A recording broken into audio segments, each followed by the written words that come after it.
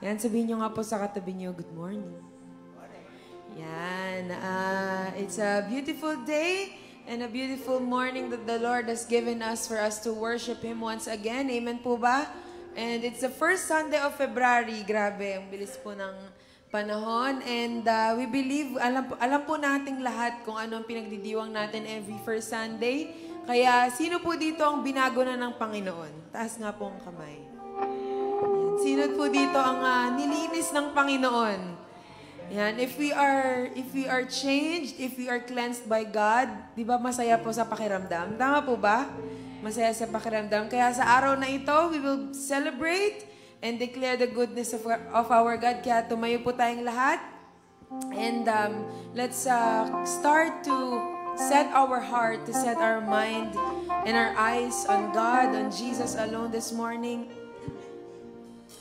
Sa ating pong sama-samang pagpupuri at pagsamba sa ating Panginoon sa umagang ito. Hayaan po natin ang ating mga puso ay patuloy na ialay po natin sa ating Diyos na buhay sa umagang ito. This is our day, Lord, to celebrate of the things, Lord, that you have done for us. The things, Panginoon, na ibinigay mo sa amin, Panginoon, for the sacrifice that you have made on the cross. This is the day that you have made for us to rejoice and for us to lift your name up. Kaya naman, Panginoon, sa araw na ito, sa umagang ito, Panginoon, alisin mo sa aming mga isipan, sa aming mga puso, anumang mga gumagambala, Panginoon, anumang mga balakid, O Diyos, anumang mga humahadlang, Panginoon, sa aming pananambahan sa umagang ito, sa araw na ito, Panginoon. At hayaan mo, Panginoon, ang pagpupuri at pag-awit, Panginoon, ang ilog ng pagsamba ay patuloy na dumaloy mula sa aming mga puso, sa aming mga labi, hanggang sa iyong trono, sa inyong presensya, O Diyos. Indeed, Lord, that this is a day of celebration, a happy day that you have given us, Lord, na ginising mo pa kami, Panginoon, sa umagang ito at binigyan ng pagkakataon na kami, Panginoon, ay mag-alay ng papuri at pagsamba sa pangalan mo, Panginoon. Today, Lord, we remember how you have saved us, how you have redeemed us, how you cleansed us from all our sins and iniquities. And today, we lift you up and we give you praise, Abba Father. We continue to acknowledge your presence in this place. Come and move, Lord. Dominate, saturate this place with your presence, your glory, and your power. Ikaw ang manguna, Panginoon. We enthrone you, Abba Father. We enthrone you, Jesus. We enthrone you, Holy Spirit, in this place. Come and move. Move in our midst. Move in our lives. For there is no other name that we will worship and we will praise but you alone. And as we declare, blessed are you, our Lord, our God, King of the universe, who anointed us, called us to worship you, to glorify you. Blessed are you, our Lord, our God, King of the universe, who redeemed us, saved us from darkness, redeemed us from darkness, Abba Father. Blessed are you, our Lord, our God, King of the universe, who washed away all our sins, iniquities, and righteousness through the blood of Jesus Christ. Blessed are you, our Lord, our God, King of the universe.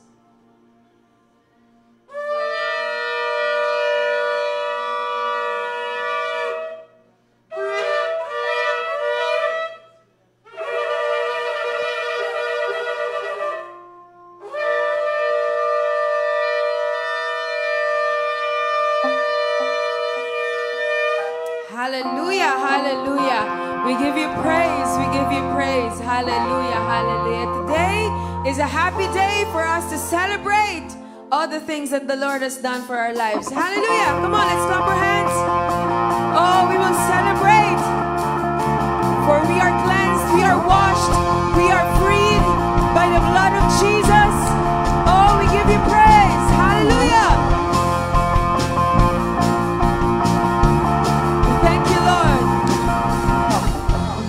Day in history, death is beaten, you have rescued me. Sing it out, Jesus is alive.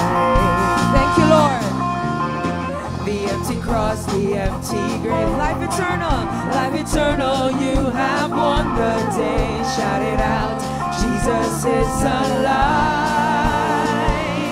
He's alive. And oh, happy day, you washed my sin away. Oh, happy day, I'll never be the same. Forever I am changed. Once again, The greatest day in history. Thank you, Lord. the greatest day in history. Death is beaten. Death is beaten, you have rescued. Come on, we sing it. Oh, we say Jesus is alive. The empty cross, the empty grave, life eternal, you have won the day. Shout it out, Jesus is alive. He's alive. And oh, happy day, you wash my sin away. Oh, happy day, I'll never be the same. Thank you, Lord, forever I am changed. When we stand in that place, When I stand in that place, free at last, meeting face to face, I am yours, Jesus, you are mine. endless joy, perfect peace, earthly pain, finally will cease. Celebrate, Jesus is alive. He's alive. And oh, happy day, you wash my sin away. Oh, happy day, I'll never be the same. 'Cause forever I'm changed. Once again, when we stand in that place, we will see you face to face, God. When I stand in that place, Free at last. I'm seeing you face to face. I am yours, Jesus, you are mine. We claim endless joy. Perfect peace, earthly pain, finally will cease. Celebrate, Jesus is alive. He's alive. And oh, happy day, you washed my sin away. Oh, happy day, I'll never be the same. Oh, happy day, you washed my sin away. Oh, happy day, I'll never be the same. 'Cause forever I'm changed. We remember the things that you have done for us, Lord. And oh, what a glorious day, what a glorious way, what a glorious way. Thank you, Lord, for saving us. And oh, what a glorious day, what a glorious name, Jesus. And oh, happy day,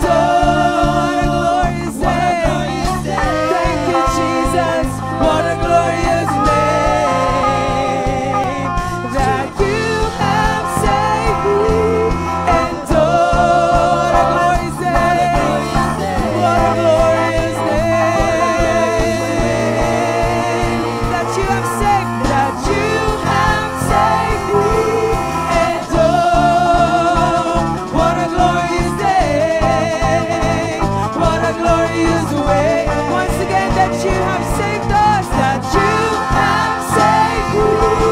And oh, what a glorious day. What a glorious name, Jesus. And oh, happy day, happy day. You washed my sin away. Oh, happy day, happy day. I'll never be the same. Oh, happy day, happy day. You washed us, you washed us, God. Oh, happy day, happy day.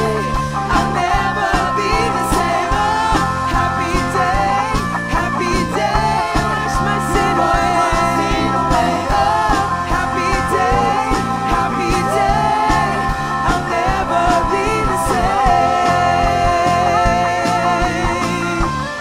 'Cause forever I change. For we declare that no other name that's higher, no other name that's stronger, no other name. Forever I will praise the name. No other name, come on, can heal us. No other name can free us. No other name so precious, I will praise the name. No other name that's higher, no other name that's stronger, no other name. Forever I will praise the name. No other name can heal us, no other name can free us, no other name so precious, I will praise the name. No other name that's higher, no other name that's stronger, no other name. Forever I will praise the no other name but you, God, can heal us. No, this is our prayer and declaration, and we claim it, Jesus. So precious, I will praise. Once again, no other name that's higher, no other name that's higher, no other name but you, no other name but you, no other name. Forever I will praise the name. No other name can heal us, no other name can free us, no other name so precious, I will praise the name. No other name but you, no other name, oh God, that was able to save us, redeem us, free us, heal us. No other name but you. You gave your life to each and every one of us for us to have life. And with that, we say, you are our treasure, God. You are our inheritance. You are our Savior, our Redeemer. And we offer our lives before you. We offer our hearts before you, God. We offer everything before you, Jesus. You took away all our sin. You took away all our shame. You took away all our sickness. You took away all our diseases. And we want to thank you and give you praise. To our King forever. To our Lord and Savior forever.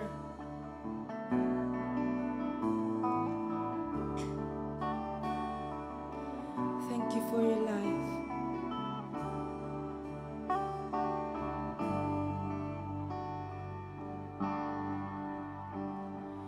You gave your life for mine. You nailed to the cross. You crucified all my sin and shame. washed by your mercy. You are the treasure I find, my reason for living. So let my life become an offering to the one who is worthy. Oh, praise to the Lord Most High. Oh, praise to the one who saved my life. Oh, praise to Jesus Christ, High King of heaven, my King forever. Oh, praise to you. You gave your life for mine, nailed to the cross, you crucified all my sin and shame. It was washed by your mercy. Thank you, Lord, for you are the treasure I find, my reason for living. So let my life become an offering to the one who is worthy. No other king. Oh, praise to the Lord Most High. Oh, praise to the one who saved my life. Oh, praise to Jesus Christ, High King of heaven, my King forever. Once again we sing, you gave your life for mine, and you washed away all our sin. You gave your life for mine, nailed to the cross. You crucified all my sin and shame. It was washed by your mercy. You are the treasure. You are the treasure I find, my reason for living. So let my life become an offering to the one who is worthy. You alone. Oh, praise to the Lord Most High. Oh, praise to the one who saved my life. Oh, praise to Jesus Christ, High King of heaven, my King forever. Oh, praise to the Lord Most High. Oh, praise who saved my life. Oh, praise to Jesus Christ, High King of heaven, my King forever. Oh, praise to the Lord Most High. Oh, praise to the one who saved my life. Oh, praise to Jesus Christ, High King of heaven, my King forever. My King forever. Oh, praise to you, my Savior, my Redeemer.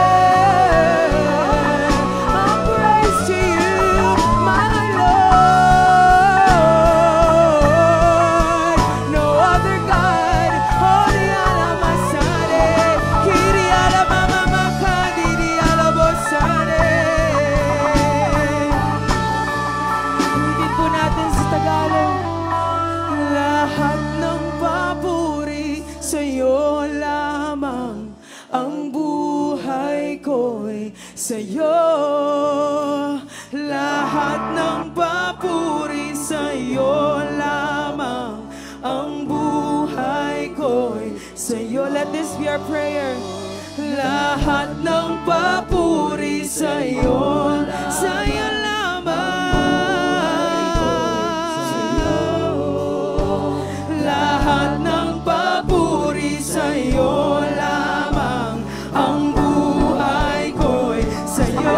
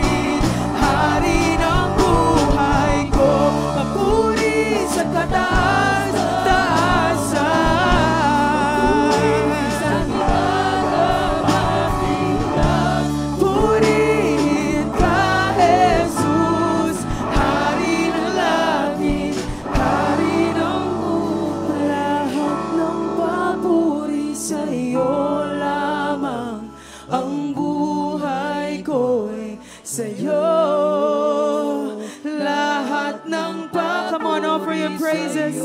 Offer your worship to the King of Kings today. Even your life, come on, offer. Lahat ng papuri sa'yo lamang. Ang buhay ko'y sa'yo. Lahat ng papuri sa lahat ng iyong mga ginawa, Panginoon.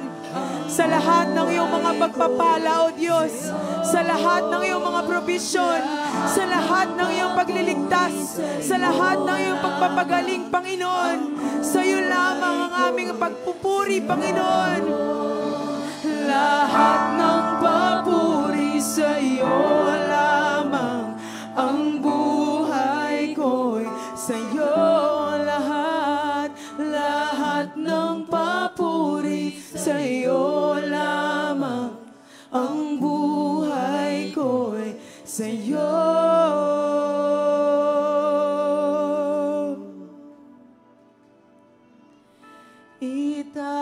Itataas ang ngalan mo, Hari ng buhay ko.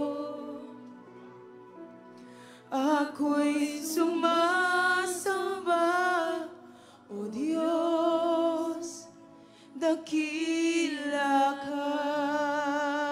With all our voice we sing. Itataas ang ngalan mo, ikaw ang hari, hari ng buhay. Wala nang iba, ako'y sumasamba, O Diyos, dakila ka.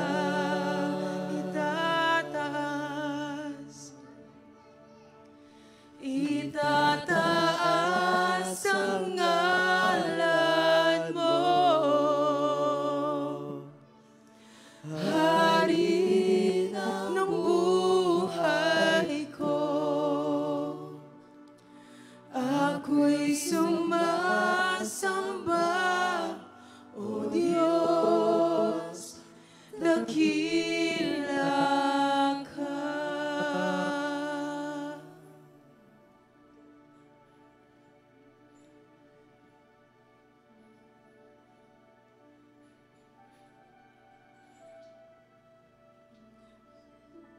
Kami sumasamba, nagpupuri sa iyo, O Diyos. Ikaw ang hari ng aming mga buhay. Hindi kami mapapagod na ideklara ito, O Diyos, that you are the Lord, the King, the Savior of our lives. And no other name we will worship but you.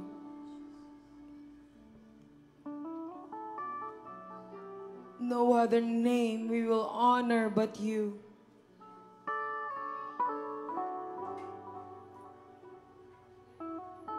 You are the King of our lives, of our heart.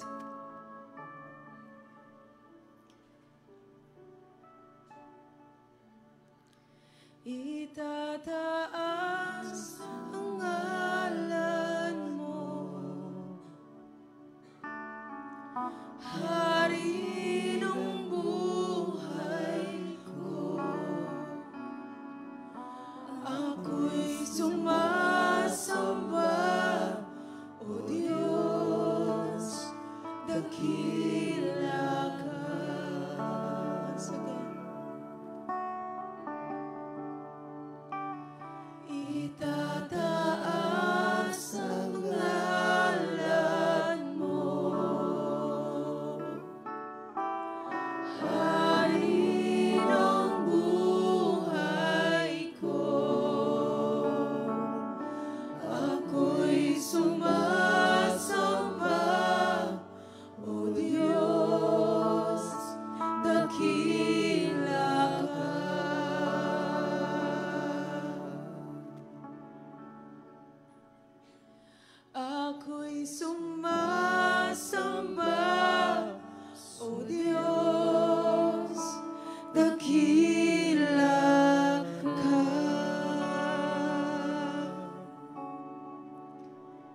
Ikaw ay dakila, noon, ngayon, at magpakailanman.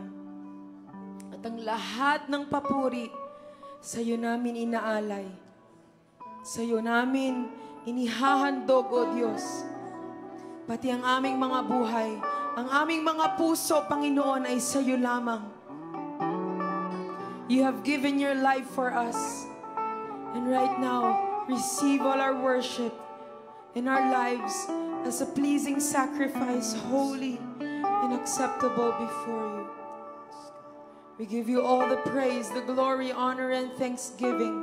We worship you, Abba. We worship you, Jesus. We worship you, Holy Spirit.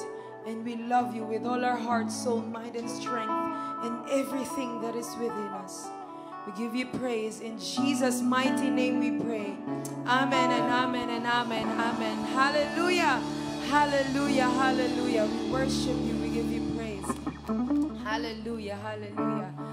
Bago po tayo maupo, umikot po tayo and let us bless one another and declare and release the blessing of the Lord to our brothers and sisters.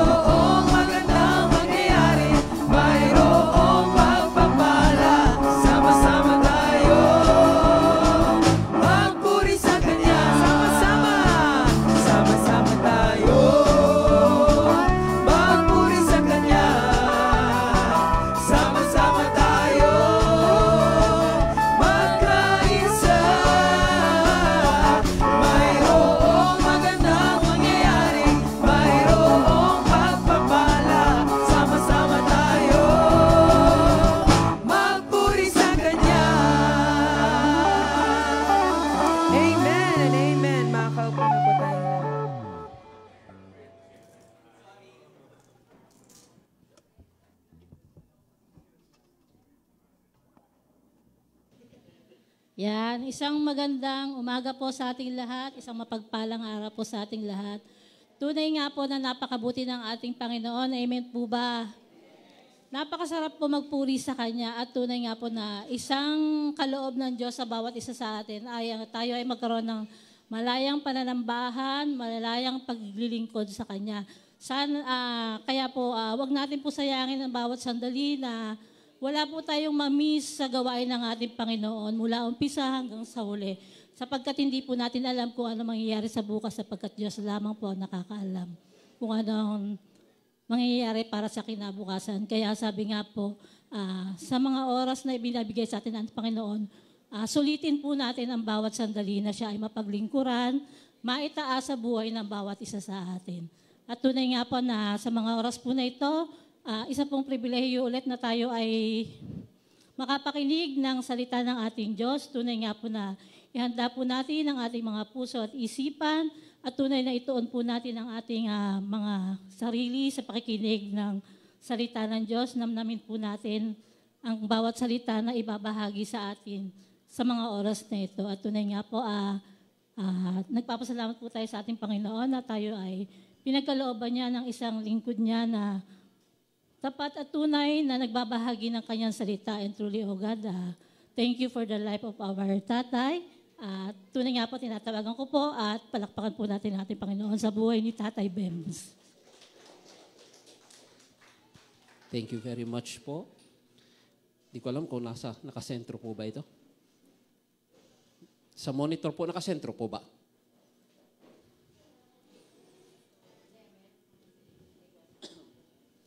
Sige po, isang magandang umaga po sa ating lahat. Sabihin natin sa ating mga katabi, Happy New Year. Pangalawang second month na ngayon, ano? So, praise God. Ngayong araw na ito ay February 2. Tama po? Ngayong araw po na ito ay talagang we have a lot of things to be thankful sa Lord. Kasi 7 years ago, February 2, nung may stroke po si Chel. That was 7 years ago. And kanina po, pagising ko sa umaga, I'm thanking the Lord. And last night, ni-remind ko siya, sabi ko, sweetheart, bukas, di ba February 2? Sabi niya, ika 7 years mo ng miracle ng Lord. Nung una kang na-stroke, na ikaw ay pinagaling ng ating Panginoon.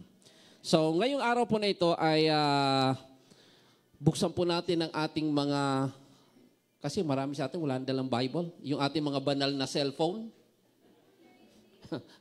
Yung tawag doon, banal na cellphone dahil wala nang dalang Bible. So, yung mga nanonood din po, baka mayroon po kayong banal na cellphone, pakibuksan din po. So, basahin po natin ang ating pong foundation scripture, John chapter 3, verses 14 and 15. And we'll be talking today about the power of the cross. Basahin po natin John chapter 14. Hindi po ba umaandar itong electric fan dito? Kasi parang medyo mainit dito. Wala po ba tayong electric fan na? O baka may electric fan po doon sa likod. Sige po, John chapter 3. Basahin po natin verses 14 and 15. Ito po ang nakalagay. Basahin po natin ng sabay-sabay. And as Moses lifted up the serpent in the wilderness, even so must the Son of Man be lifted up. Verse 15. That whoever believes in him should not perish, but have eternal life. Tayo pong lahat ay tayo po ay manalangin. We praise you, Lord. We bless your holy name. Panginoon, maraming salamat o Diyos sa araw na ito.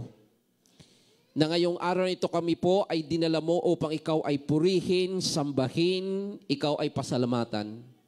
Salamat, Panginoon, sa lahat ng mabubuting bagay na ginawa niyo po sa amin. Maraming salamat sa mga himala, sa mga pagpapala, sa kagalingan, Panginoon, ng aming pangangatawan, sa aming kalayaan mula sa tanikala ng kaaway. Salamat, Panginoon, dahil napakamabiyaya mo, Panginoon, sa amin. Salamat, O Diyos, sa kalakasan. Maraming salamat, Panginoon. Truly, you are good and your mercy, your love, your loving kindness, your faithful love and goodness endure forever. Panginoon, dalangin po namin, O Diyos, sa araw na ito, sa aming pong pag-aaral ng iyong mga salita. Patuloy ka, Panginoon, na mangusap sa aming mga puso. Open our hearts, O God, and open our minds. And we ask the Spirit to speak your word in our spirit. Give us, O Lord, a Shemash spirit, listening with an intention to obey. We ask the Holy Spirit to empower me as your servant, as I completely yield myself to you, for it's not by might nor by power. It is by your Spirit alone. Your words are spirit and life. It is the Spirit that gives life. The flesh profits nothing. So we ask, O Lord, for the mighty work and the mighty move of your Spirit in our midst. We thank you, Lord, and we bless you. In Jesus' name we pray. Amen and amen and amen. Palakpakan po natin ang ating Panginoon. Kapag sinabi po natin the power of the cross, we should not take it literally na yung pong mga crucifix. Di ba? May mga tao na may dalang cross. At pagka may demon possessed, ay pinapakita nila yung cross. Kasi inisip nila, yung cross na yun na kahoy, yun ang may power. Now, in the Bible, when Apostle Paul talks about the power of the cross in 1 Corinthians 1, he was not talking about yung physical cross na kahoy, but he was talking about the crucifixion of Christ. Kaya pag sinabi natin the power of the cross, we are not referring to the physical cross, but we are referring to what Christ has done on the cross when he was crucified on the cross of Calvary. Nagkaintindihan po ba tayo? So sa talatang ating binasa, favorite natin verse 16, for God so loved the world, He gave His only begotten Son. Pero bago po binanggit ang verse 16, sabi po sa verse 14, and as Moses lifted up the serpent in the wilderness, kung papanong itinaas ni Moises yung pong serpent, ahas. Yung ahas dun sa ilang, gayon din ang anak ng tao ay kinakailangan maitas. So bago natin pag-usapan yung pong the Son of Man, referring to Christ, must be lifted up, pag-usapan po muna natin, ano yung ibig sabihin na as Moses lifted up the serpent in the wilderness. Para maintindihan po natin ang background nito, let's open our holy cellphone. Kasi walang Bible. Holy Bible in Numbers chapter 21 from verse 4 up to verse 9. No, 21. Numbers 21. Tingnan po natin ang title. The Bronze Serpent. Pwede ba sa NLT? New Living Translation. Yan na po yan. Sige, basahin po natin mga kapatid. Sabay-sabay. 1, 2, 3. Then the people of Israel set out from Mount Hor, taking the road to the Red Sea to go around the land of Edom. But the people grew impatient along the way, and they began to murmur against God and Moses. Why have you brought us out of Egypt to die here in the wilderness? They complained. There is nothing to eat here and nothing to drink, and we hate this wretched manna. Verse 6. So the Lord sent poisonous snakes among them, and many of them were bitten and, pakisigaw, and, verse 7. Then the people came to Moses and cried out, we have sinned by speaking against the Lord and against you. Pray that the Lord will take away the snake. So Moses prayed for the people. Moses prayed for the people. Verse 8. Basahin po natin ng sabay-sabay. Then the Lord told him, make a replica of a poisonous snake and attach it to the top of a pole. Those who are bitten will live if they simply look at it. Verse 9. So Moses made a snake out of bronze and attached it to the top of a pole. Whenever those who are bitten look at the bronze snake, ano po nakalagay? And they recovered. So, ang kwento po nito, sila po ay nasa disyerto. At nung dumating sila doon sa lugar na kung saan ay mahirap, lagi ang kinakain nila ay manna. Ang feeling nila, terrible na itong pagkain natin, manna in the morning, manna in the noontime, manna in the evening. So sila po ay nagsawa at sila po ay dahil po sa pagod nila, sa ibang translation, dahil sa pagod nila sa kanilang pagbabiyahe, sila po ay nag-complain. Walang tubig, walang pagkain. Naalala ko, di ko makalimutan si Brother Ariel, nakarating po sila Tatay Bing sa Egypt, di ba? Nung pumunta kay Brother Ariel sa Egypt. At tinuro sa kanila kung saan po dumaan ang mga Israelita. At si Brother Ariel po ay nagsabi na kung siya rin daw ay nabubuhay, tama ba yung pag-alala ko? Kung siya rin ay nabubuhay sa mga panahon na yon, isa siya sa magre-reklamo. Dahil disyerto, mabato, talagang mauubos ang lahat ng patience mo sa buhay. So they became impatient and they complained against God and against Moses. So ginawa ng Diyos, nagpadala siya ng serpent, a snake, poisonous. At lahat po ng mga tuklaw, sila po ay mamamatay. Ang iba po ay namatay na, ang iba ay hindi pa. Pero tandaan po natin, ang sabi ng Bible, it was a poisonous snake. Dahil sila po ay, kapag ikaw ay nakagat ng makamandag na ahas, maring hindi ka mamamatay instantly. Pero dahil na-inject na sa iyo ang poison, eventually you will die. So some of them were already, some of them died already, pero mayroon pa po mga tao na hindi pa namamatay. So they repented from their sins and Moses cried out unto God and the Lord, ang sabi ng Lord, gumawa ka ng replica, di ba nakalagay? Replica of a serpent. So yung pong killer serpents, pinagawa ng Diyos ng replica, serpent din po. At ipinalagay po doon sa pole. Ang sabi ng Lord, lahat ng tumingin doon sa pole na yon, bagaman sila po ay natuklaw na ng ahas, meron na pong poison sa katawan nila, at sila po ay tiyak na mamamatay na, pero hindi pa sila namamatay, habang pagka sila po ay tumingin, sabi ng Bible, and they recovered. Pwede bang paki-flash ng serpent? Hindi. yung picture. Tingnan po ninyo ang itsura. Pwede bang ipaki-zoom? Pwede bang may zoom yan? Yan. Pababa. Yan. Nakita po ninyo? So, yan po nakatayo, picture ni Moises. Pinagawan po ng serpent at alam nyo na kung ano ang itsura. Yung pong serpent, killer, ay meron pong replika kay itsura niya. And that serpent on the pole, on the cross, became a healer serpent.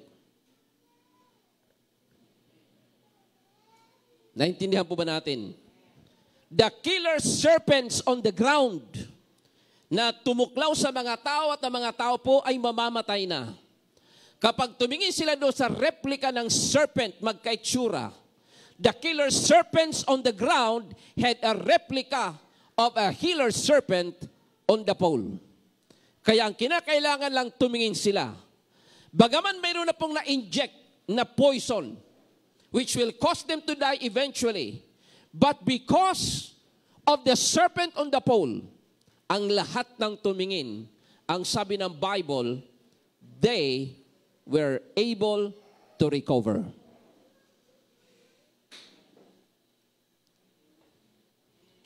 Bakit parang, di ko alam kung bakit parang natulala po kayo. So, iyon po ang itsura nun. Now, balikan po natin John chapter 3 verse 14. John 3:14. Sabi po diyan, and as Moses lifted up the bronze snake on a pole in the wilderness. So yun po yung tinutukoy noon sa talatang yan. Ang sabi diyan, the Son of Man must be lifted up on a pole. Ganon din ang anak ng tao. Now, please tell me, who is that Son of Man? Please tell me, sino po yung tinutukoy na Son of Man in that verse? Si Jesus. Dahil ang sabi po sa verse 16, for God so loved the world, He gave His only begotten Son.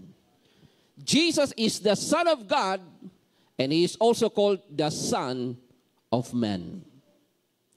So, ang sabi po sa verse 14, ulit, as Moses lifted up the serpent, at sabi sa Numbers, lahat ng tumingin, bagaman siya ay natuklaw at mamamatay na, siya ay mabubuhay. Sabi sa verse 14, second part, so also the Son of Man must be lifted up. Ang sabi sa verse 15, that whoever believes in Him shall not perish. Sa Old Testament, lahat ng tumingin sa pole of the brazen serpent, bagaman sila po ay natuklaw na, mabubuhay pa sila. Hindi sila mamamatay, mabubuhay sila. Now, tayo naman po na mga tao, kapag tayo po ay sumampalataya kay Jesus, bagaman tayo po ay makasalanan, hindi tayo mapapahamak sa impyerno, kundi tayo ay magkakaroon ng buhay na walang hanggan. Amen? Now, i-analyze po ulit natin. The killer serpents on the ground had a replica of a healer serpent on the pole. Basahin natin, kasi nakalagay po dyan ay Son of Man.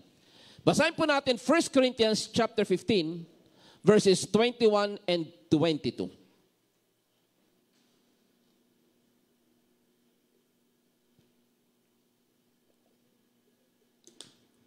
Basahin po natin. Sige po, basahin po natin sabay-sabay. 1, 2, 3. For since by man came death. So, sino yung tao na yon? Sabi po niya, for since by man came death. Dahil sa isang tao dumating ang kamatayan. Now, ang tanong, sino yung tao na tinutukoy diyan na dahil sa kanya, ang kamatayan ay dumating? Verse 22. Verse 22. Pakibasa po. Pakibasa po, verse 22. Nawala po. Ako naman na nawalan doon. Yan. For us, in Adam, all die. So yung tinutukoy sa verse 21, for by one man came death. Sa 22, yung man na yon, ang tinutukoy ay si Adan. Nagkaintindihan po ba tayo? Si Adan. Now, mamaya babalikan po natin ang verse na ito. Punta po muna tayo sa Romans chapter 5, verses 12 to 19. Pero ang babasahin natin ay verse 12 lang muna and verse 19. Romans 5.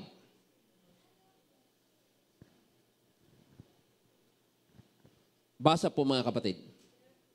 Therefore, just as through one man sin entered the world, and death through sin, and thus death is spread to all men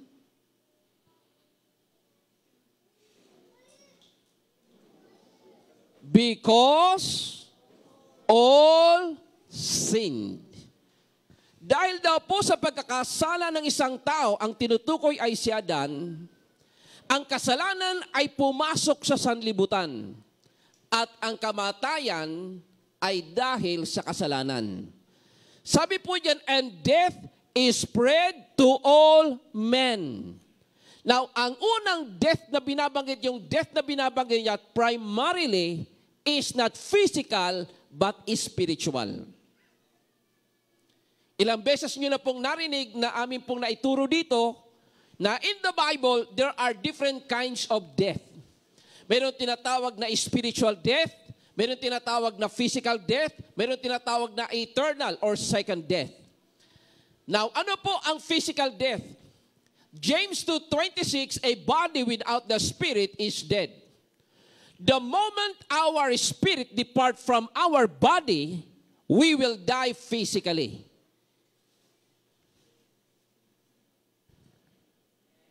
Ulitin ko po. The moment your spirit or your soul depart from your body, you will die physically. Kaya nga para ang patay ay mabuhay, kinakailangan bumalik ang kaluluwa o ang espiritu sa kanyang katawan. Have you remembered the story in 1 Kings chapter 17 verse 21? Mayroon pong namatay na bata. Dinapa ni Elijah. At ang sabi ng Bible, and the soul of the young boy entered into his body and he came back to life. Bakit nabuhay ang bata na namatay? Dahil bumalik ang kanyang kaluluwa. In Luke chapter 8 verses 49 to 55, yung namatay ang anak ni Jairus, binuhay ni Jesus. Sabi niya sa verse 55, and the spirit of the daughter of Jairus returned to her body and she came back to life. So ang physical death is the separation of our soul, of our spirit from the body. The moment na umalis na po ang kaluluwa o ang espiritu sa katawan ng tao, mamamatay siya physically. Separation. Ang spiritual death naman mga kapatid, kung naalala po ninyo, in Ephesians 2:1, noong una kayo ay mga patay. Tayo daw ay mga patay. E buhay naman tayo physically. Saan tayo patay? Spiritually. Saan naman po yun nangyari? Naalala po ninyo doon sa Genesis 2:15 to 17. Sabi ng Diyos kay Adan, in the day that you eat that fruit, you will surely die. In that day. Pero nung kinain nila, namatay po ba agad sila physically? Ang sagot ay hindi. Nabuhay pa si Adan ng 930 according to Genesis chapter 5 verses 5 and 6. Pero sabi ng Lord, in that day. Pero ano ang nangyari? Nung araw na nagkasala si Eva at si Adan. Genesis chapter 3 verses 8, 9, and 10, they departed from the presence of God. They were separated. Sila po ay nahiwalay sa presensya ng Diyos. Kaya ang sabi ng Ephesians 4:18, before, Ephesians 2:1, we were dead spiritually. Ephesians 4:18, sabi ng Bible, we were separated from the life of God. So spiritual death is the separation of man from God. Ang eternal death or second death na tinatawag sa Bible in Revelation 20 verses 11 to 15, ang tao po ay separated from God eternally and that person is cast into the lake of fire. Yun po yung klaseng mga kamatayan. So in the book of Romans chapter 5 verse 12, Sabi po doon, when Adam sinned, sin entered into the world and death entered because of sin. Sabi doon, and death is spread to all men. So sa tingin po ninyo, ano yung death na kumalat sa lahat ng tao? Primarily, spiritual death. Nagkaintindihan po ba tayo? Spiritual death ang tawag po doon. So bakit ang tao po namamatay? Verse 19. Basahin nyo lang po ang 13 up to 18. Pero ngayon babasahin natin verse 19. Sabi po dyan, basahin po natin, for as by one man's disobedience, many were made sinners. So dahil sa pagsuway ni Adan, tayo po ay naging makasalanan. So dumating ang kamatayan sa lahat ng tao. Nagkaintindihan po ba tayo? So dahil kay Adan, yung unang Adan, ang kasalanan ay dumating sa lahat ng tao. Nagkaintindihan po ba tayo? Balikan natin 1 Corinthians 15, 21 and 22.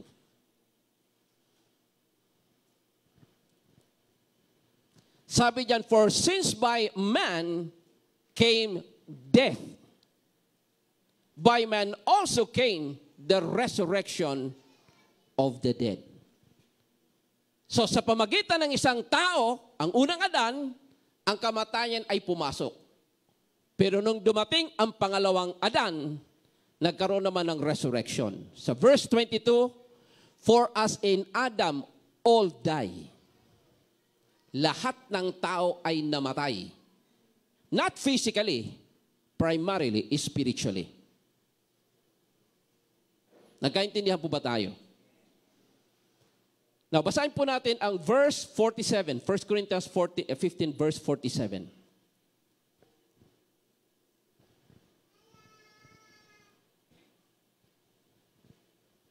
Basahin po natin. The first man was of the earth, made of the dust. Sino po yon? Si Adan. Genesis 2:7, he was formed from the dust. And because Adam sinned against God, so ang kasalanan ng tao, ang kasalanan pumasok sa mundo at ang kamatayan. Tingnan po natin. Ano po ang kadugtong? The second man is the Lord from heaven.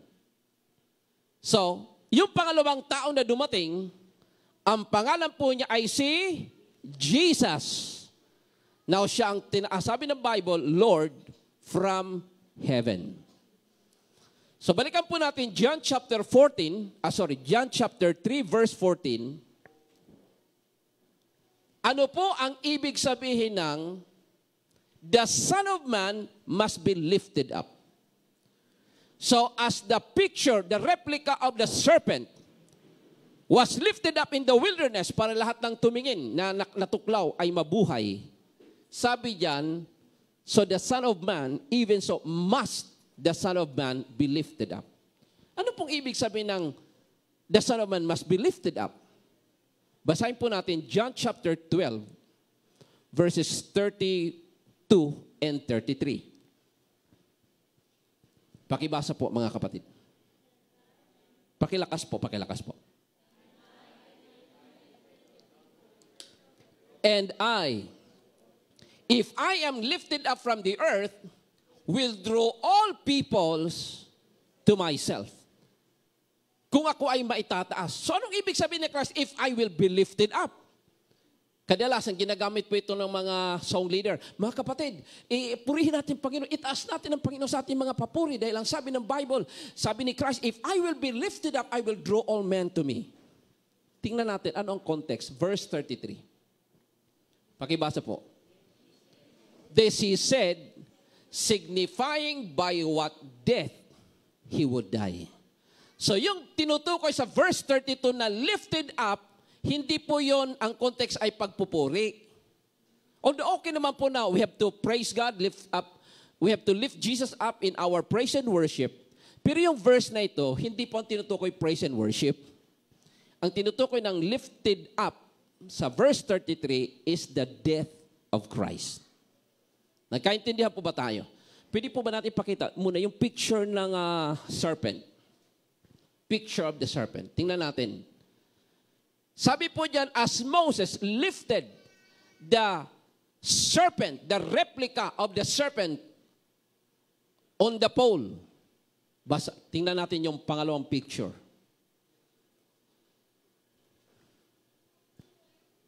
Tingnan po ninyo. Sino po yan? Sino po yan? Now, sa Old Testament, ang kumagat sa kanila para sila ay mamatay ay serpent. Killer serpents. Para sila ay mabuhay, mayroong serpent on the pole, the healer serpent.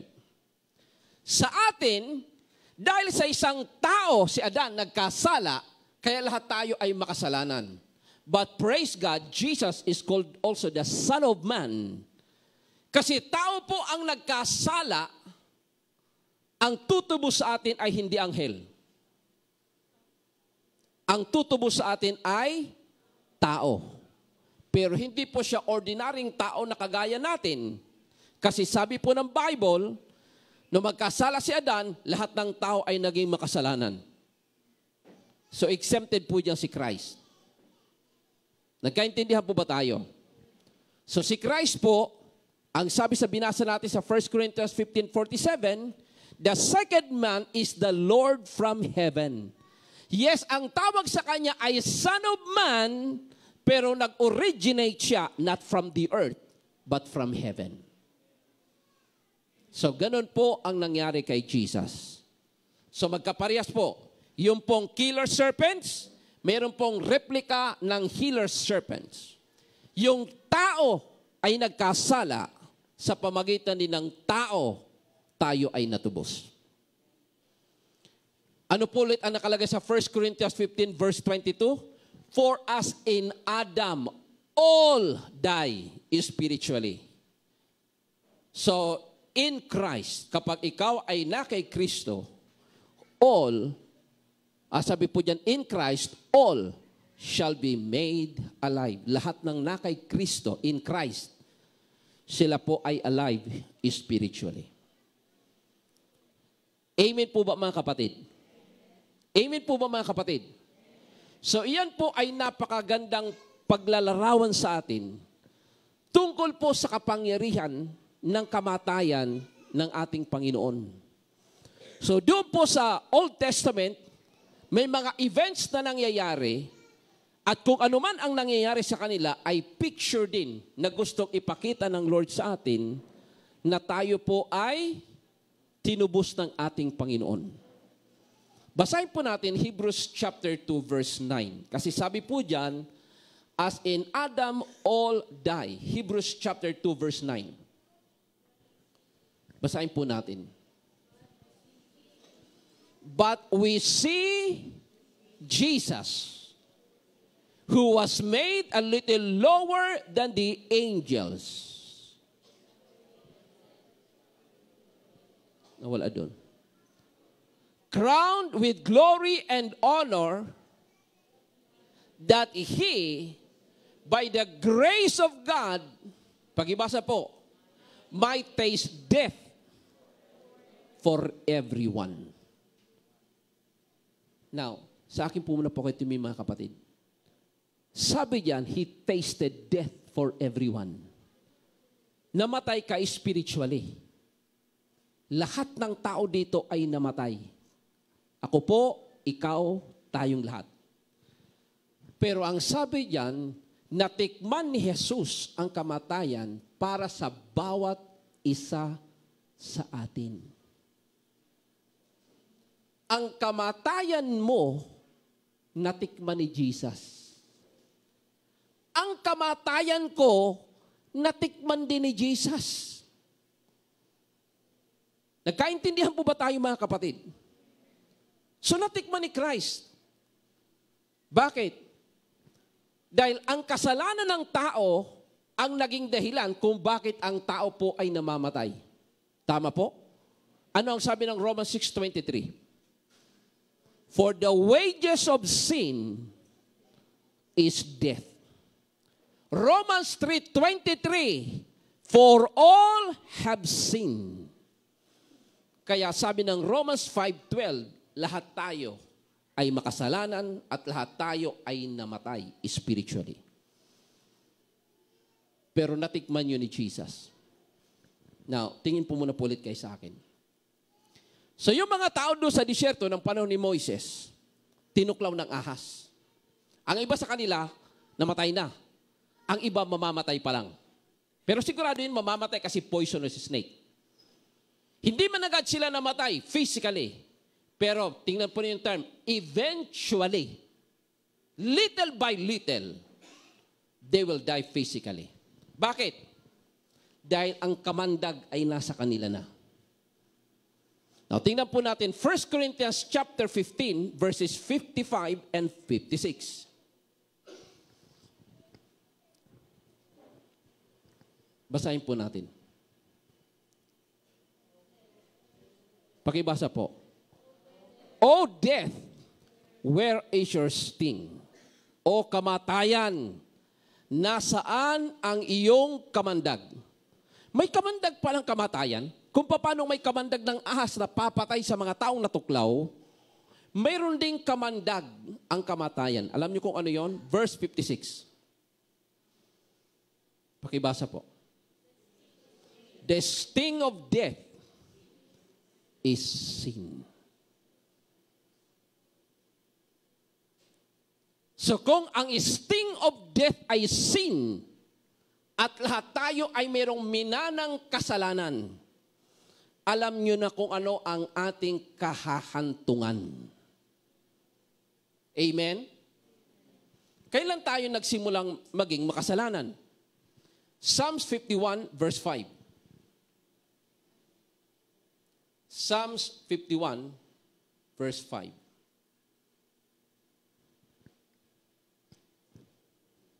Basahin po natin. Behold, I was brought forth in iniquity, and in sin my mother conceived me. Biruin po ninyo, nasa loob pa lang tayo ng sinapupunan ng ating mga magulang. Wala pa tayong kamuwang-muwang sa mundo. Sabi ng Bible, tayo ay makasalanan na. Yung pagiging sinful natin has nothing to do with our action kasi wala pa naman tayong ginawang kasalanan. Ang sin na tinutukoy dyan is the sinful nature that we had inherited from Adam. Parang yung baboy. Di ba ang baboy? Naglulublob sa putik, kumakain ng pagkain baboy, kung ano-ano lang. Pero kapag iyon ay biik pa lang o nasa loob pa ng tiyan ng nanay ng baboy, hindi pa po yung naglulublob sa putik. Hindi pa yung kumakain ng pagkain baboy. Pagkapanganak sa kanya, wala kayong makikita na pagkaanak sa biik pa lang, naglublob na sa putik. Di ba? Wala nang ganon. Nasa tabi ng nanay yun, malinis na malinis pa. Ang cute-cute pang tingnan. Dumidede pa sa nanay niya. Yun pa ang kinakain niya, malinis pa. Pero habang lumalaki po ang biik, natututo yung maglublob sa putik kasi nature nila yon. At kakain ng pagkain ng baboy kasi nature nila yon. Ganon din ang tao. By nature, we are sinful. Pagkapanganak sa atin, di pa tayo nakakagawa ng kasalanan. Pero as we grow older, we will commit sin because that is our nature. And because we had sinful nature, yung sinful nature, yun yung tinatawag na sting of death. Kamandag ng kamatayan. But praise God, kalahat na mga tao sa panahon ni Moises na tumingin doon po sa brazen serpent at the pole, lahat ng tumingin, bagaman may kamandag nang nakapasok sa katawan nila, sila po ay mabubuhay at hindi mamamatay. Praise God. John 3:14. Sabi ng Bible, so the Son of Man must be lifted up. Anong ibig sabihin the Son of Man must be lifted up? John chapter 12 verse 31 and 32, it speaks of the crucifixion of Christ.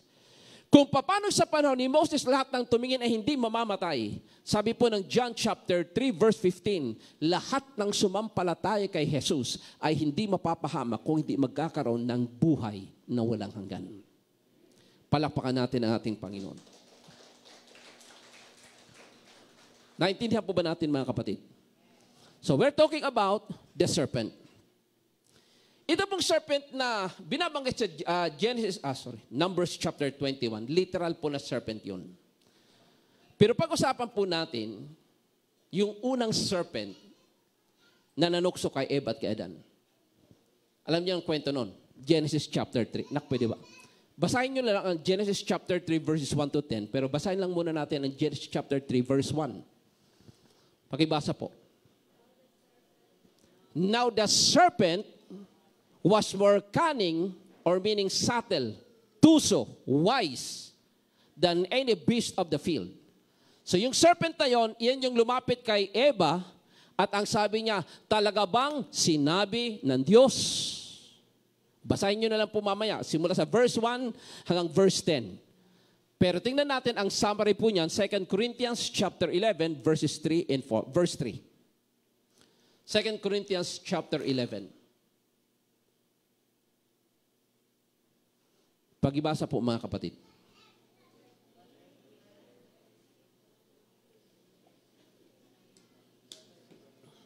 Pagibasa po mga kapatid. But I fear, lest somehow, as the serpent deceived Eve. So ang serpent po, ang nangdaya kay Eva. And Eve yielded to the temptation and to the deception of the enemy, kaya ang tao po ay nagkasala. Amen? So ngayon, nung napahiwalay si Eva at si Adan, tinanong ng Diyos, Adam, where are you? Sabi niya, I'm hiding. Why? Genesis chapter 3 verse 10. Sabi niya, I am afraid. Bakit ka takot? Because I am naked. Pagkatapos sabi niya, ano bang ginawa mo? Ay kasi itong babae na binigay mo sa akin. Eva, anong nangyari sa'yo? Ay kasi naman yung serpent. So, turo-turoan na sila. At hanggang ngayon, nangyayari naman yan. Pero ano po ang sinabi ng Diyos? So, mayroong judgment kay Adam, may judgment kay Eve. Pero magpo-focus tayo, Genesis 3:15. Ano ang naging judgment ng Diyos kay Adam sa serpent? Basahin po natin. And I will put enmity between you and the woman, between your seed and her seed. He shall bruise your head, and you shall bruise his heel. Basahin po natin dun sa verse 14 para ma-identify natin. Verse 14. Pakibasa. So the Lord God said to the serpent. So yung sinabi po sa verse 15, sabi niya, because you have done this, you are cursed more than all the cattle. Pagkatapos sa verse 15, ito po ang sabi ng Lord about the serpent. Magkakaroon yung seed of the woman, referring to Christ, ang sabi niya, ayuyurakan ang iyong ulo. Anong ibig sabihin ng trample your head? That speaks or signifies of the complete defeat of the devil. Pero sabi niya, tutuklawin mo rin ang kanyang sakong, referring to the death or the suffering of Christ. So diyan pala sa Genesis 3:15, andyan na po ang prophecy about the death of Christ as well as the prophecy about the defeat of Satan or the defeat of the serpent. So tingnan po natin, sino yung serpent na yon? Basahin natin Revelation chapter 12 verse 9. Revelation 12:9. So the great dragon was cast out, that serpent of old, called what? The devil and Satan, who deceives the whole world. He was cast to the earth, and his angels were cast out with him. So yung palang serpent na tinutukoy po doon sa Garden of Eden, although literal serpent po yun. Pero yung old serpent na yun, or ancient serpent, Ang tawag pala ng Bible ay Satan or the devil. So ano po ang prophecy sa Genesis 3:15? Yung seed of the woman, yuyurakan niya ang ulo ng serpent. Referring to the complete defeat of the devil. Pero tutuklawin niya rin ang sakong ng seed of the woman, referring to the death of Christ. Basahin po natin Galatians chapter 4 verse 4 and Hebrews chapter 2 verse 14. Galatians chapter 4 verse 4. Basa mga kapatid. But when the fullness of the time had come, God sent forth His Son, born of a woman, born under the law. Tingnan natin, the Son, born of a woman. Ito po ang fulfillment ng Genesis 3:15. The seed of the woman. So Jesus, the Son of God, called the Son of Man, was sent forth by the Father. Ang tawag ang sabi ng Bible, born of a woman. So ano mangyayari sa Son of Man at saka sa serpent? Magkakaroon sila ng conflict. Basahin po natin Hebrews chapter 2 verse 14. Basa mga kapatid. Basa po mga kapatid. Inasmuch then as the children have partaken of flesh and blood. So tayo daw po ay partakers of flesh and blood. Meaning tayo po ay human being. Sabi po diyan, He Himself, referring to Christ, likewise shared in the same. Meaning si Christ din ay naging tao na kagaya natin. Diretso po pagbasa. That, sige po anak, medyo taas. That through death, He might destroy him who had the power of death. That is the devil. Another fulfillment of Genesis 3:15. The seed of the woman will trample the head of the serpent, again referring to the complete defeat of the devil, pero kakagatin niyang sakong ng Son of Man as seed of the woman, referring to the death of Christ. So si Christ, dahil ang tutubusin niya ay tao, kaya siya po ay nagkatawang tao. He shared in the same. Si Christ po ay 100% man in His humanity. Nagutom siya, nauhaw. Sabi ng Bible, so that through His death, He might destroy him who holds the power of death, and that is the devil. Nakaintindihan po ba tayo? Nakaintindihan po ba tayo? So, yung pong, as Moses lifted up the serpent in the wilderness, para yung mga taong natuklaw ng ahas, the killer serpents, ay mayroong replica ng killer serpents on the cross. The man who brought sin into, the person who brought sin into the world is a man. So also the Redeemer is a man. Kinakailangan the Son of Man must be lifted up. Tingnan po natin mga kapatid. Pwede bang pakiano? Yung nakash. Not that one. Yung sunod na picture. Yan. Pakibasa po. Nakash. Ang nakash ay Hebrew word po ng serpent. Numbers 21 verse 9. Yun nabasa natin. Ang basa po dyan ay nakash. Kaya lang sa Hebrew, una po from the right. Di ba? Kasi tayo from the left to the right. Babasa sila ay from the right to the left. Sige, ituro mo na. Yan. Ang basa dyan ay nun, letter N. Yung sa gitna ay letter K. Ang sa pangatlo po ay letter Shin. Ang basa dyan ay nakash. Now, ganito po yung tingnan nyo mga kapatid. Ang mystery. Ang Hebrew alphabet ay meron pong number. So, yung mga estudyante ng Bible School dito, alam niyo na, di ba? Aleph, Bet, Gimel, Dalet, Hey, Vav, Zayin, Ket, Tet, Yod, Kap, Lamed, Mem, Nen, Nun, Samik, Ayin, Pei, Chadi, Kof, Shin, and Tab. There are 22 letters. Ang numbering po nun, Aleph, Bet, Gimel, 1, 2, 3. Pagdating po nyo sa letter Yod ay 10, Yod, Kap, Lamed, 20, 30, 40, hanggang sa 100, 200, 300, 400. So, wag niyo munang problemahin, basta ibibigay ko po sa inyo ang number. Kwentahin po ninyo. Sige, doon muna sa letter nun. Igalaw mo yung cursor. Letter nun. Ang letter nun, yung, yan. Nakita niyo, binibilugan niya. Nun. Yan po ay number 50. Ang number po niya, number 50. Ang letter Ket ay pang-8 letter, 8 po yan. Ilan po? Sige, kwentahin po ninyo, 50 ang letter Nun, ang Ket ay 8. Ilan po? Pakisigaw. Ang letter Shin ay 300. Ilan po? Thank you. So, ang number po ng Nakash, or ang tawag doon ay numerical value ay 350. Nak, pwede bang pakiyan? Next letter. Word. Pakibasa po. Messiah. Ang basa po dyan ay Mashiach. Mashiach. Yan. From right to left. Sige nga anak. Yung pinakadulo, yan Mem. Pangalawa, Shin. Pangatlo, Yod.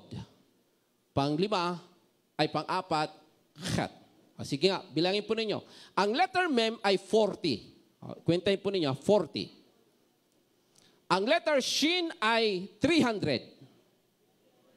Ilan po? Ang letter Yod ay 10. Ang letter Chet ay 8. Ilan ang kanyang numerical value? Ilan numerical value ng nakas ng serpent? Ano po ang numerical value ng Messiah?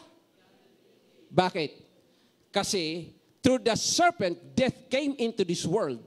Through the Messiah, life came to every human being who received Christ as their Lord and Savior. Basahin po natin Matthew chapter 16, verse 16. Sa New King James muna na. Matthew 16, verse 16. Tinanong si Pedro, tinanong niya, who do you say I am? Ito ang sagot ni Pedro. Pakibasa po, verse 16.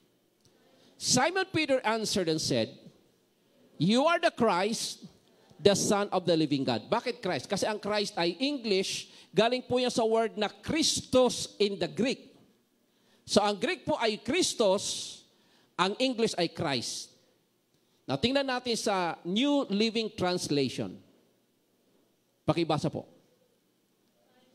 Simon Peter answered, you are what? Bakit? Kasi ang Messiah ay English translation ng Mashiach na Hebrew.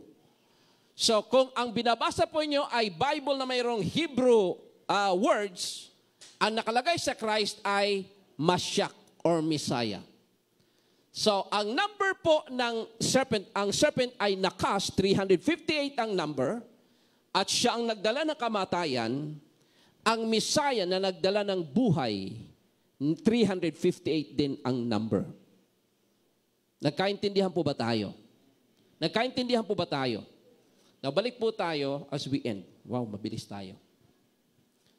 John chapter 3, verse 14. Basahin po natin mga kapatid. And as Moses lifted up the bronze snake on a pole in the wilderness. Tanong ko, nabasa po natin kanina in conclusion, nabasa natin sa Numbers 21. Lahat po ba ng tumingin, yung may kamandag na, natuklaw na, mamamatay na. Lahat po ba ng tumingin, sila po ba ay nabuhay o hindi? Nabuhay po ba? Sabi doon, everyone, lahat ng tumingin, kahit may kamandag na ikamamatay nila, hindi sila mamamatay. Lahat po tayo ay may kamandag ng kamatayan. Ang tawag ay sinful nature. Pero sabi po doon sa, John chapter 14, John 3:14.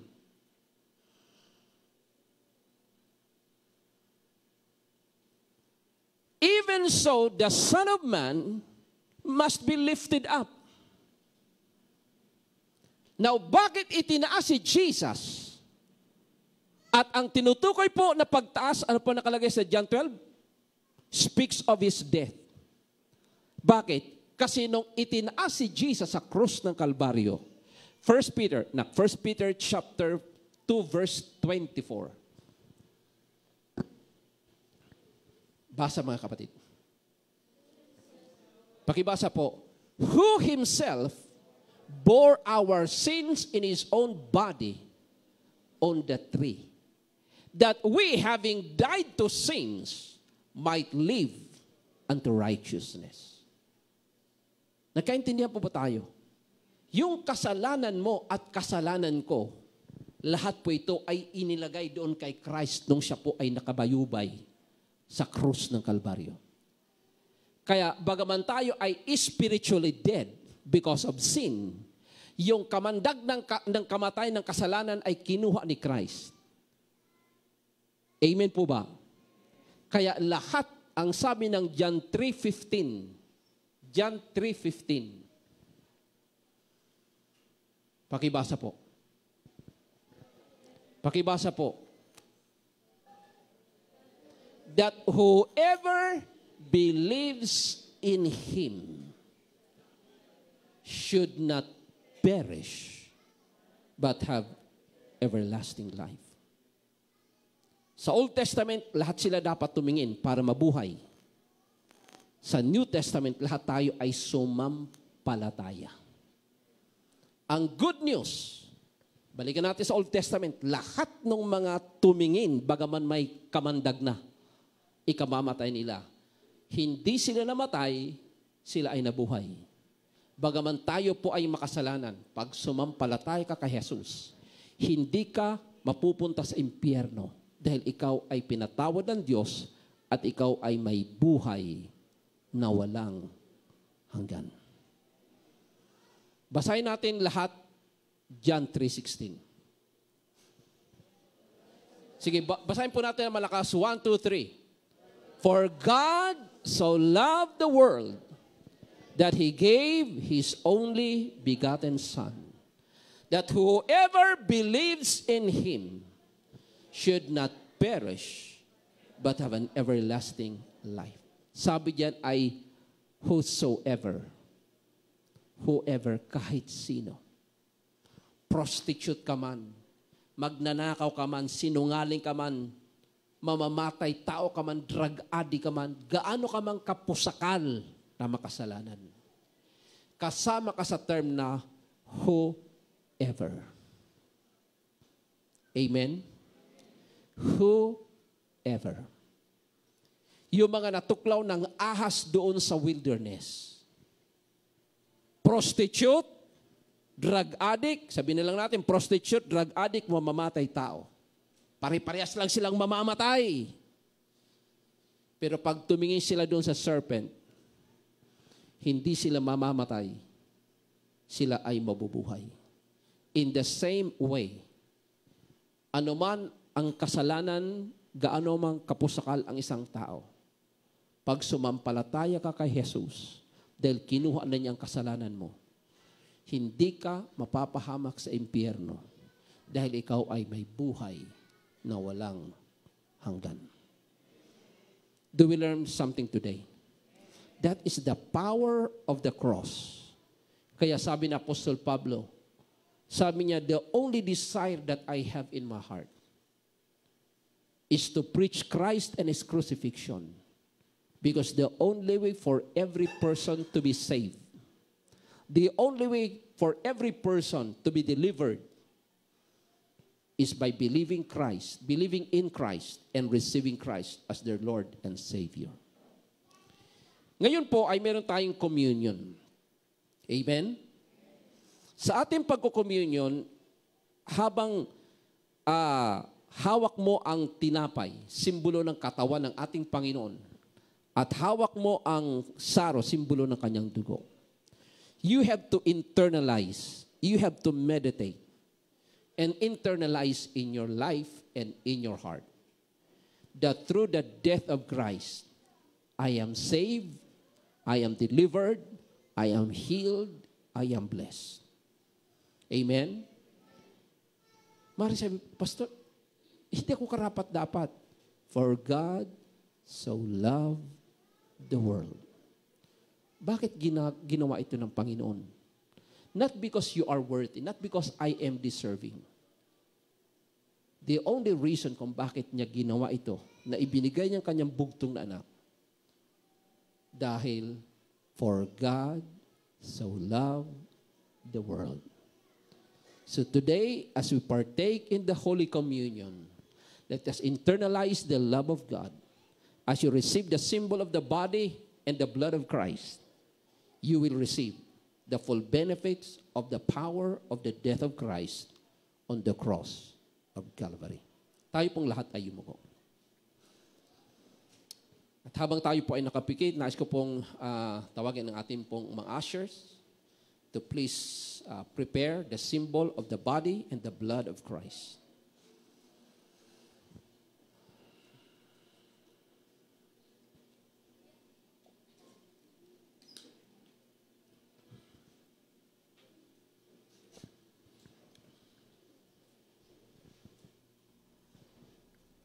Hallelujah. We praise you, Lord. Panginoon, maraming salamat sa iyong mga salita na aming narinig. Salamat na sa pamamagitan ng kamatayan ng Panginoon, kami po, O Diyos, ay napatawad sa lahat ng aming mga kasalanan. Sa pamamagitan ng kamatayan ng Panginoong Hesus, kami ay naligtas, nagkaroon ng buhay na walang hanggan. Sa pamamagitan ng kamatayan ng Panginoong Hesus sa mga latay na kanyang tinanggap, kami ay nagsigaling sa aming mga sakit at karamdaman. Lord, sa mga oras na ito, we just yield ourselves to you. Cleanse us, O Lord, from every sin. Cleanse our hearts and our minds from every filthiness that contaminate our spirit and our body, perfecting holiness in the fear of the Lord. Salamat po sa iyong biyaya. Thank you, Lord, because your word declares, for God so loved the world. Salamat, Panginoon, na kami po ay iyong minahal. Ibinigay mo ang iyong anak para sa amin. Prepare us, O Lord, to partake in this communion. Hallelujah. Sige po, yung mga nasa unhan ay maaari na po kayong tumayo. And kumuha po kayo ng simbolo ng katawan at ng dugo ng ating Panginoong Hesus.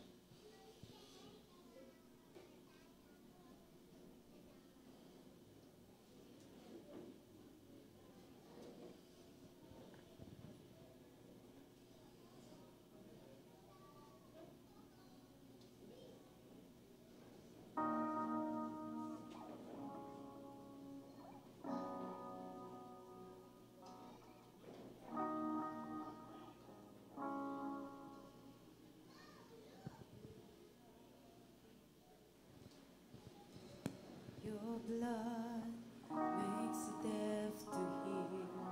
Right now, your blood takes away the curse. Right now, your blood heals every disease. Right now, your blood sets the addict free. Right now and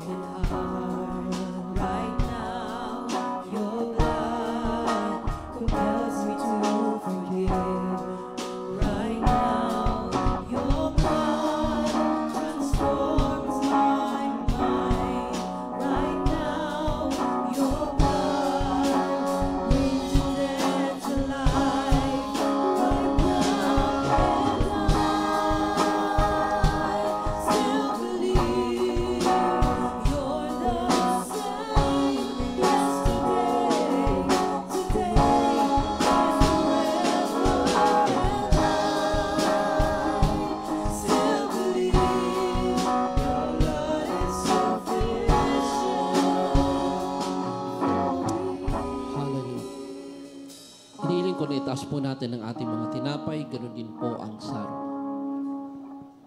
Sabay po natin itaas ang tinapay at ang saro. Ito ang sinasabi ng salita ng ating Panginoon. Ang tinanggap ko mula sa ating Panginoon ay siya namang aking ibinabahagi sa inyo. Ang Panginoong Jesus nung gabing siya'y ipinagkanulo ay dumampot ng tinapay at siya ay nagpasalamat. Pagkatapos niya magpasalamat, ito'y kanyang pinagpira-piraso at sinabi, ito ang aking katawan ay inihandog para sa inyo, gawin ninyo bilang pag-aalala sa akin. Gayon din naman matapos maghapunan ay dinampot niya ang saro at sinabi, ito ang saro ng bagong tipan na pinagtitibay ng aking dugo. Sa tuwing kayo ay iinom sa sarong ito ay inyong ipinapahayag ang kamatayan ng Panginoon.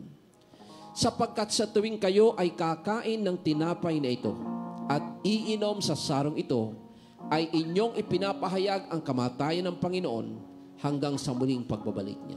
Tayo po ay manalangin. Panginoon, tangan po ng aming mga kamay ang tinapay. Simbolo ng iyong katawan na napako sa krus ng Kalbaryo. Sa pamamagitan ng iyong mga latay, kami, Panginoon, ay nagsigaling sa lahat ng aming mga sakit at ng aming mga karamdaman. Salamat, Panginoon, dahil ikaw ay Diyos ng pag-ibig. Ibinigay mo ang iyong anak para sa amin. Dahil sa iyong pag-ibig, Panginoon, kami po ay iyong iniligtas. Kaya ngayon naman, Panginoon, ay amin ang inaangking na sa mga latay ng aming Panginoon Jesus, kami ay gumaling na. Simula ulo hanggang talampakan ng aming mga paa. Ganun din, Panginoon, sa aming pag-inom ng sarong ito. Inaalala po namin na tumigis ang iyong dugo sa krus ng Kalbaryo upang kami ay hugasan, linisin sa lahat ng aming mga kasalanan at maitatag, Panginoon, ang bagong tipan. At sa bagong tipan na ito, Panginoon, kami po ay may kapatawaran. Ginawa mo kaming matuwid, Panginoon, sa iyong harapan. Kami po ay pinawalang sala. Kami ay inari mong maging mga anak mo, Panginoon, ngayon at magpakailanman. Panginoon, maraming salamat sa pangalan ni Jesus. Amen. Kainin po natin ang tinapay at inumin po natin ang saro.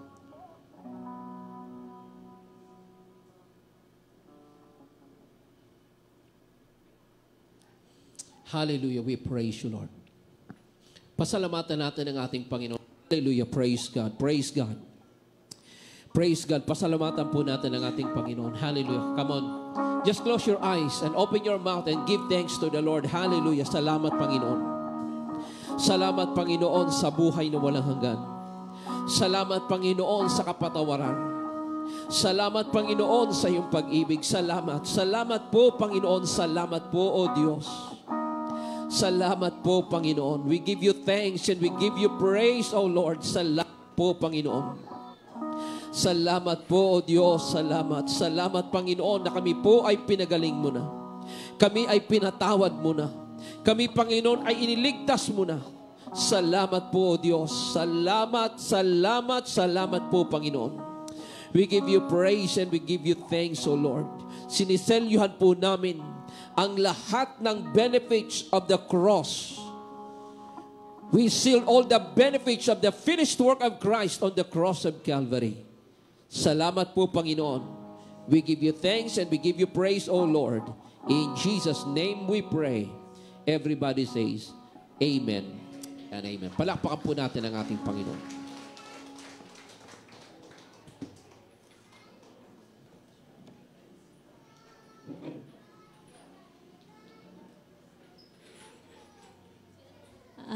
Yun po. Tunay nga po na napakabuti ng ating Panginoon sa bawat isa. Na-bless po ba tayo sa lahat ng ating narinig sa mga oras na ito? Tunay nga po ba na naunawaan natin ang mensahe ng ating Panginoon sa buhay ng bawat isa? Tunay nga po na ang pag-ibig ng Diyos ay higit sa lahat ng pag-ibig na maaari nating matanggap sapagkat walang hihigit sa buhay na ipinagkaloob ng ating Panginoon sa krus upang tayo ay mapalaya sa ating mga kasalanan, mapagaling sa ating mga karamdaman, at tunay na ang kapayapaan ay sa Kanya lamang. Sa mga oras na ito, bilang ating pasasalamat sa Kanyang mga ginawa para sa bawat isa sa atin, dadako naman po tayo sa ating pagbibigay, pagkakaloob sa ating Panginoon. Ito ay tanda ng ating pasasalamat at pagbigay, pagsunod sa Kanyang mga nais para sa atin. Para pangunahan tayo sa ating pagbibigay, tinatawagan ko po si Ate Ces para ipanalangin po ang ating mga kaloob sa oras na ito.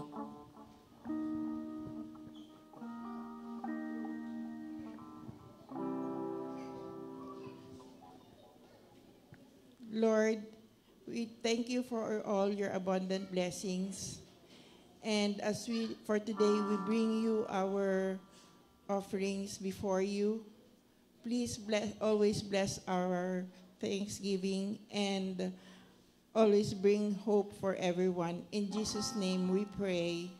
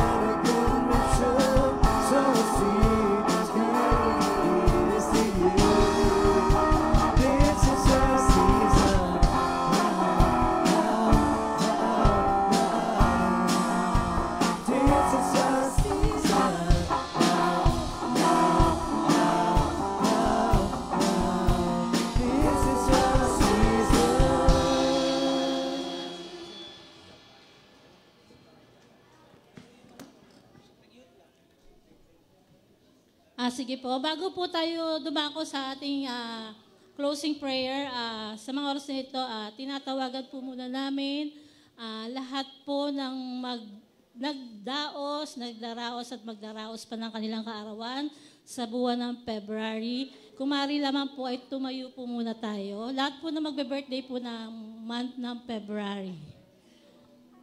Sino po magbe-birthday ng February? Ikaw? Ikaw din?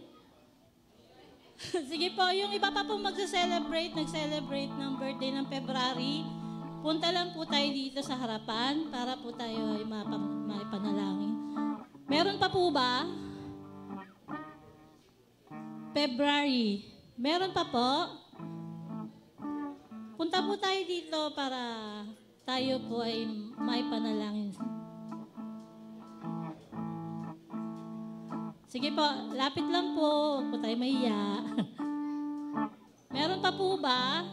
February 1 to 28, kung kayo po ay pinanganap na leap year, hanggang 29 po. Meron pa po?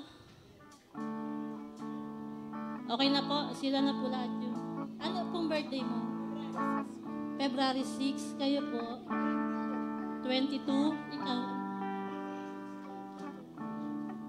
Anong birthday niya? 22? 22, magka-birthday sila. Sige po.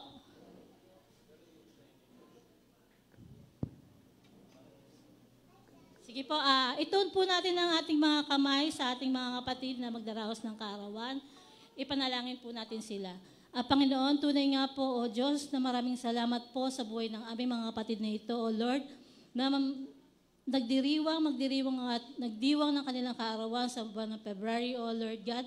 Tunay nga po na salamat po sa buhay ng bawat isa sa kanila, O Lord. Continue to bless them, O Lord, na sa kanilang mga buhay, Panginoon, patuloy na ikaw ang kumilos sa buhay na bawat isa sa kanila, O Lord. Continue to pour out your blessing upon them, O Lord.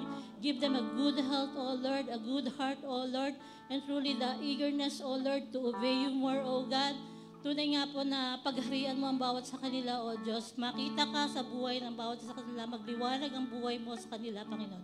At tunay nga po, O Lord, na ikaw po nakababatid ng kanilang mga puso, O Lord God, the desires of their heart, O God. Tunay nga po na abutin mo ang kanilang mga dalangin, O Lord, anuman po ito, ay ikaw lamang po nakakaalam, Panginoon. At tunay nga po na sa kanilang pamilya, O Diyos, ay sila ay magsilbing liwanag, O Lord, tunay na patuloy na magamit mo po sa kanila, O Lord, sa inyong iglesia.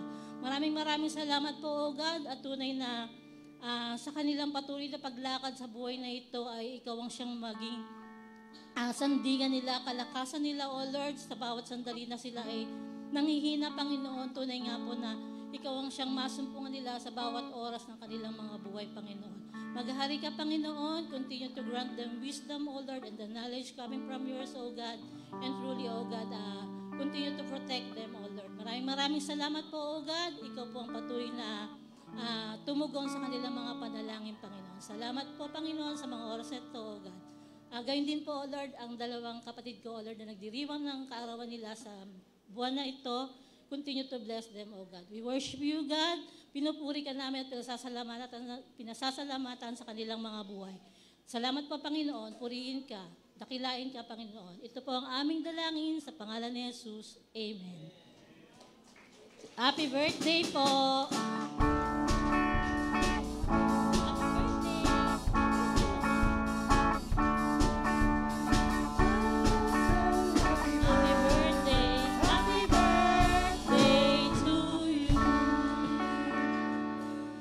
Sige po, inaanyayahan ko na po ang lahat na tumayo para sa ating panghuling panalangin para sa ating gawain sa mga oras na ito. Tinatawagan ko po si Nanay Chel for our closing prayer. Amen. Thank you very much, ate. Ayan, maganda merong relyebo sa pag-MC. Ano po? At malay ninyo, kayo na yung susunod. So, prepare, ano po, and observe. Observe. So, alam nyo kung ano yung gagawin. Ayan, at bago po ako mag-close in prayer, I want to thank you. Nais po naming magpasalamat ni Tatay Bem sa lahat ng involved sa pag-aayos ng ating bulwagan. Wow. Grabe. Ang tawag dito, 2.0, no? 2.0 and higher levels pa ang upgrading nito in the future. Amen. Hindi po nasasayang yung ating mga pinagkakalooban, no po. Diyan po napupunta yan. At sa marami pa pong bagay. So, let's keep on giving unto the work of the Lord. At the more you give, the more you receive. Amen. Salamat po sa lahat ng dito ngayon. I decree and declare the blessings of the Lord upon every one of us. Magpasalamat po tayo sa ating Panginoon. Sa oras na to, let's open up our mouth. Let's thank the Lord. Sabihin natin, salamat po, Panginoon. Gamitin natin ang ating mga dila, mga bibig to speak words of thanksgiving unto the Lord. Thank you, Lord. Thank you, Lord. We bless your name, O God. Nasaan man po tayo, ano man ang ating ginagawa, sabi natin, Panginoon, salamat. Salamat buhay ako. Salamat nagising pa ako. Salamat, Panginoon, ako'y nakakatayo pa. Salamat, O Diyos, ako ay malusog, walang sakit. At kung ako may sakit, alam ko po, Panginoon, that someday soon, sooner or later, you will heal me. You will grant me healing, Lord, from the top of my head to the soles of my feet. Yan po ang ating declaration every day sa ating sarili. Amen. Thank you, Lord. We bless your name, O God. Salamat, Panginoon, sa inyong salita na aming na-receive today. We pray, O God, na tulungan nyo kami through the Holy Spirit. Holy Spirit, we welcome you always sa aming buhay. Guide us, help us, teach us, correct us. Help us to live your word, O God. Salamat, Panginoon, sa pagdilinaw ninyo sa mga maraming bagay na hindi namin naiintindihan. Thank you, Lord, because we have understood today, O God. We have understood today. We have learned today, O God, that we need to be saved. We need to be healed, Panginoon. At ikaw lamang, Panginoong Jesus, ang gumawa nito para sa amin. Thank you for the eternal life. Hindi lamang, Panginoon, temporal life, provisions, protections, Panginoon, para sa amin and providence, kundi lahat-lahat, Panginoon, ang pinagkaloob niyo sa amin so that we can live in holy and righteous life, O God.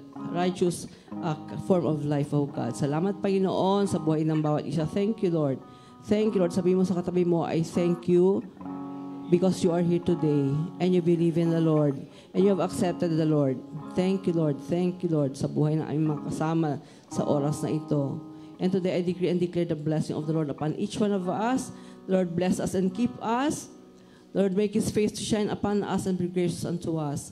The Lord lift up His countenance upon us and give us peace in the name of Jesus. Amen, amen, amen. Palakpakan po natin ating Panginoon and we will see you next Sunday. Shalom and God bless you all po. Kailan ba family day natin, Tay? Third Sunday, okay. So, may service pa rin po tayo sa Sunday. Ano po? Kasi usually ginagawa natin ang family day natin ang second Sunday. But it will be on third Sunday this month. God bless us all po.